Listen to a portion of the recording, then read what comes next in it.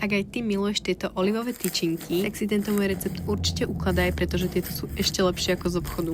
A keď pôjdeš podľa tohto videa, nie sú vôbec zložité. No však uvidíš sám. Ako prvé si necháš vzísť kvások, ktorý si spravíš z teplého mlieka, múky, droždia a cukru. Zamiešaš si takúto kašičku a necháš asi 15 minút. My ale nestrácame čas, takže si do misky preosejeme múku, pridáme olivový olej, potom samozrejme vodu, melasu. Ak náhodou nemáte melasu, tak kľudne z tohto receptu vynechajte, ale keď ju niekde uvidíte, tak odporúčam kúpiť, pretože to pečivo je potom fakt lepšie. Medzičasom nám už vzýšiel kvások, takže si ho pridáme do cesta a začneme miesiť. Kľudne to môžete robiť aj rukami, len nejakou lyžicou, pretože to cesto je fakt hydratované, takže sa s tým dobre pracuje. Keď už sa mi počas miesenia suroviny premiešali, tak pridám aj sol a miesím ešte asi 2 minútky. Po vymiesení si cesto necháme kysnúť. Dokopy bude kysnúť hodinku a pol, ale rozložíme si to na také intervaly. Takže po prvej pol hodinke si ho poprekladáme ešte len čisté cesto. Prekladanie môžete vidieť na videu, prekladáme vždy zo strán do stredu. Potom necháme pol hodinku kysnúť a po tejto pol hodinke už pridáme aj nakrájané olivy. Opäť to cesto poprekladáme a vďaka tomu sa tie olivy tak dostanú viac do cesta. No a už iba s olivami necháme posledné polhodinové kysnutie. Tým ako si dáme cesto na pomúčenú dosku, tak ešte odporúčam ho trošku poprikladať, aby sa tie olivy tak dali do cesta. A potom už iba krajeme takých hadíkov a ja ich vždycky tak zatočím ešte predtým, ako ich dám na plech. Pečieme na 220 stupňov asi 20 minút. Tak čo povieš, podľa mňa to vôbec nie je zložité. A pre viac super receptov ma nezabudni sledovať.